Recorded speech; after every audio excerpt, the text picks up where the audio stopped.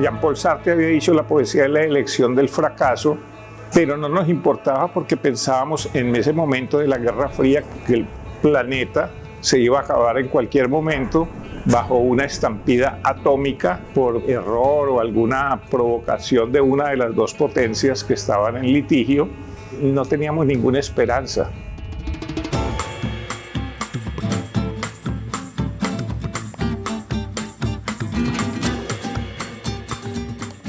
Estaba terminando yo mi sexto de bachillerato en el Colegio de Santa Librada. Ya habíamos hecho ciertas insurrecciones para tumbar al presidente dictador de por entonces, que era el general Rojas Pinilla.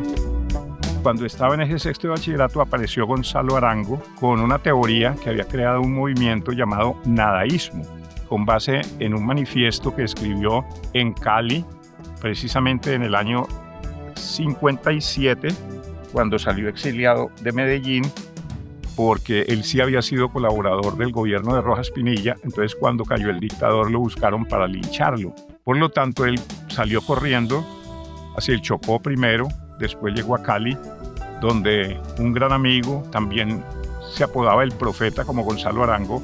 Este era el profeta de la publicidad, Hernán Nichols, muy famoso pues en ese ámbito de la creatividad comercial, y lo acogió en su pequeña agencia de publicidad, donde entraba a las 7 de la noche cuando se había ido el último empleado y salía a las 7 de la mañana antes de llegar el primero, y allí se dedicó a escribir un manifiesto, porque dijo, no, si tengo que volver algún día a Medellín, como todo paisa que se va, tengo que regresar con algo, ¿no? Con billete, con una buena novia, ¿y yo qué tengo? Pues nada.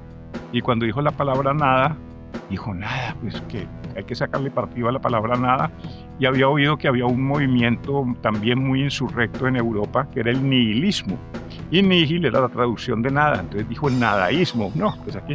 Y se dedicó durante 6 meses a escribir el manifiesto nadaísta, primer manifiesto nadaísta, que se publicó pues muy modestamente con los aportes de uno de los nadaístas, de Humberto Navarro, y salió pues un folletico muy pobre.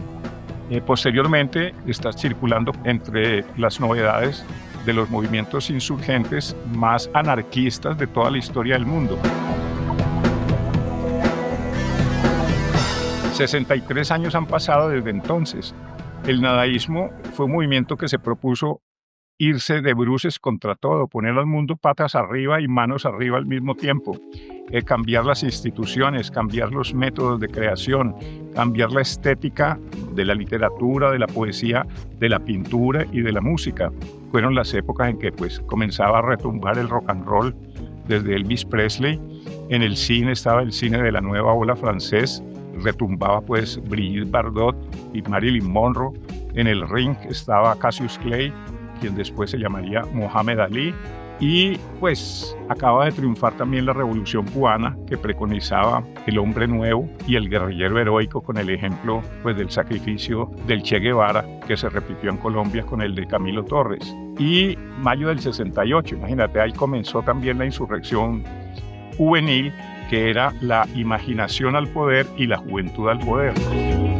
Los nadaístas, que principalmente tuvieron como sedes Medellín y Cali, se desparramaron por todo el territorio patrio, tanto que en cada uno de los pueblos de Colombia, donde uno llegaba, le dijeron ya conocía al nadaísta, porque se regaba por la prensa y por la radio, que tenían bastante cobertura por entonces.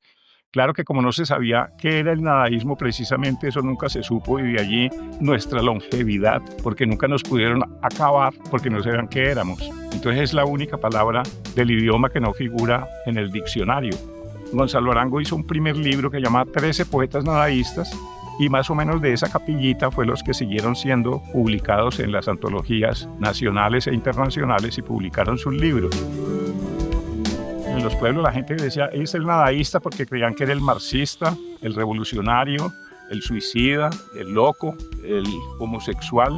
Entonces muchos escribieron en todos los pueblos sus poemitas y los publicaban en sus revistas, en los periódicos. Entonces en ese sentido el nadaísmo tomó un carácter más que de movimiento cultural y poético, como un movimiento social.